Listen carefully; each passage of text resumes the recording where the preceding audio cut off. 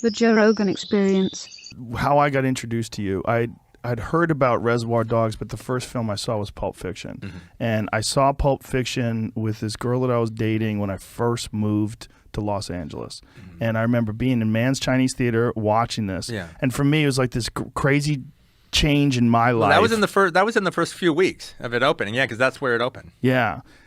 Crazy change in my life, moving to Los Angeles and then seeing this film.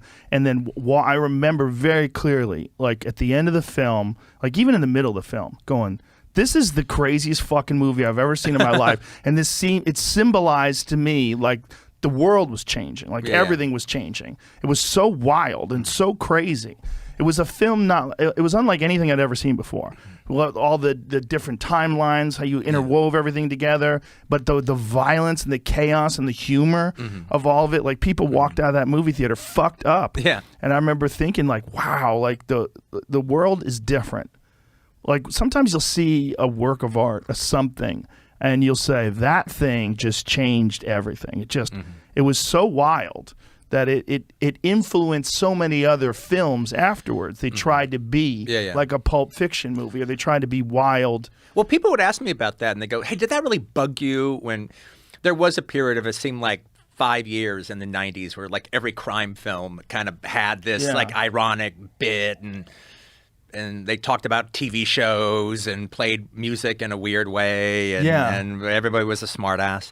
Right? And they asked me like, well, did that bother you? And I go, well, no, it doesn't bother me. One, I don't think any of them are as good as mine, so it just makes mine look better and better, and my dialogue look better and better.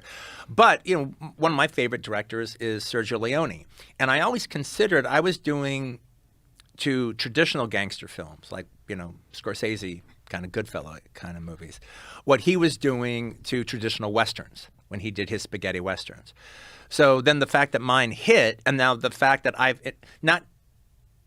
it wasn't that they were just trying to do Pulp Fiction or Reservoir Dogs. They were trying to exist in the same subgenre of crime film that I had created, which is what all the other spaghetti westerns that came after Leone's had done. So the fact that it wasn't they were doing just Reservoir Dogs or Pulp Fiction ripoffs, I'd created a subgenre in gangster films that did not exist before, and they were trying to fill that subgenre. And that was fucking awesome.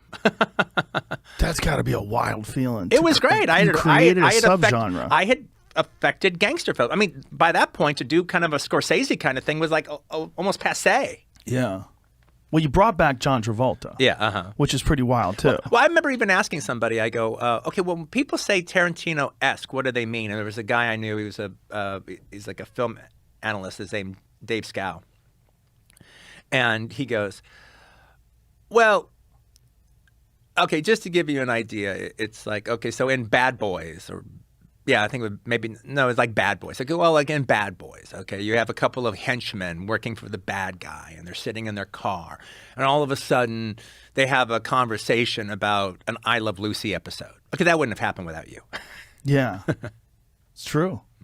Yeah. Yeah, well, what is that from? I mean, where have you had this this flair for references and this way of layering? That just comes from being Gen X, man. I mean, that was the whole thing about about that generation, is the idea that the generation before us that like lived through the 60s, they had the 60s, they had the accoutrement of the 60s, they had all that 60s music. And they looked down on the generation that grew up in the 60s, in the 70s. So, like, you didn't have any of that shit. You didn't have the music that we had. Well, maybe we didn't have the music you had. We had our music. But what we did have is we had television. We had the Saturday morning cartoons that we dug. We had Schoolhouse Rock. We had all the TV shows we liked. We had Speed Racer. We had all these kind of things. And they meant something to us. And, you know, kids back then who, if their parents didn't let them watch TV at a certain point, well, the parents might have actually had like the best intentions, but they were actually robbing their children of the pop cultural glue that's going to tie them to their generation when they get older. And so, you know, we had the ABC movies of the week. I mean, we had all that stuff, and we had fucking great movies. If you were going out and seeing the movies of New Hollywood, we had all that. And so, when we got older, it was about talking about that stuff. That was what was worth talking about. And then to actually have characters in a movie talk about that was making them sound realistic. And to be specific about it. And you remember that old sitcom? No. You mean Alice, okay? Talk about Mel and Alice. Catch new episodes of the Joe Rogan Experience for free only on Spotify. Watch back catalog JRE videos on Spotify, including clips. Easily, seamlessly switch between video and audio experience. On Spotify, you can listen to the JRE in the background while using other apps and can download episodes to save on data costs, all for free.